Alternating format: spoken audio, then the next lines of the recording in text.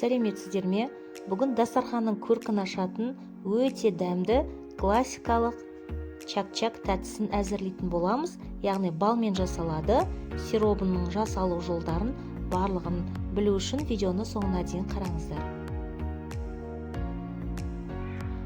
Алдымен ыдысымызға 4 жұмыртқамызды салып, венчикпен жақсылап шайқап аламыз. Бұл чак-чак түріне мен ешқандай сода да разрыхитель салған жоқпын.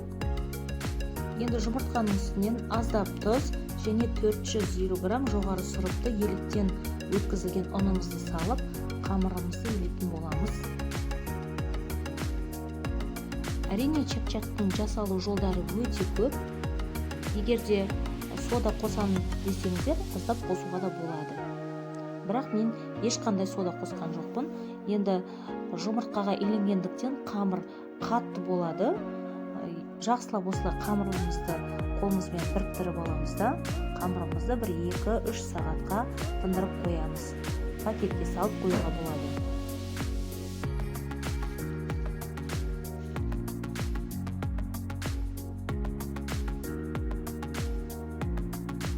Аздап ұн себелей отырып, осылай жұдырығымызбен үлкейтіп аламыз да, қамырымызды жаямыз. Мен кәдімгі еттің қамырына жайған секілді солай жайып алдым.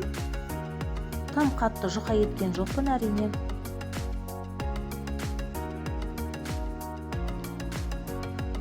Қамырды жайып бастаған кезде кішкене ұнды көбірек септім. Әрі қарай сепкен жоқпын.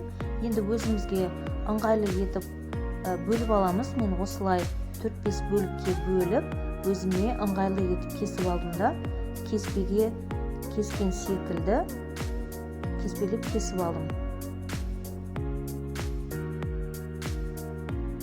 Қуырылу барысында бәрібір ісінеді, сондықтан осылай ұзыншалап кесіп алдым.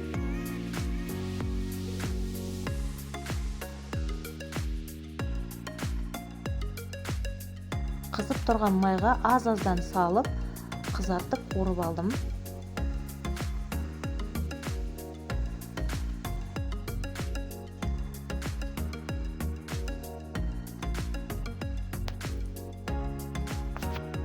Чак-чак жасаудың ең маңызды бөлігінің бірі ол сироп жасау. Сироп үшін мен үлкен ас қасықпен 3 ас қасық балды осылай ыдысымызға салып ертіп алдым.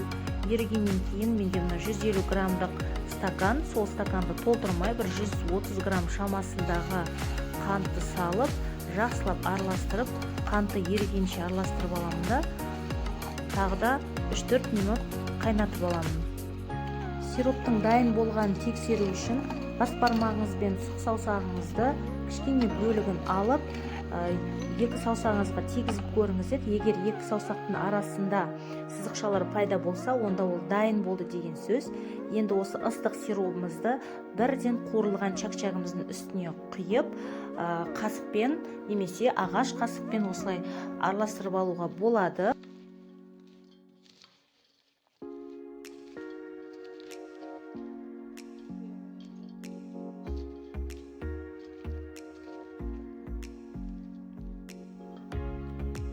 Мен 26 сантиметрлік форманы пайдаландым. Осылай қолымды суға малый отырып тығыздап алдым.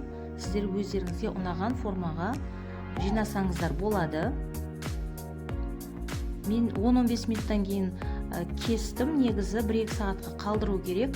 Формасын дереу ұстай қалады. Қазір кесілген түрін көрсетемін. Кескен кезде өзінің формасын өте жақсы ұстап тұр. Ешқандай да ажырап тұрған жоқ. Өте дәмді болып шығады. Міндетті түрде жасап көріңіздер және тіркелуді ұмытпаңыздар. Астарыңыз дәмді болсын.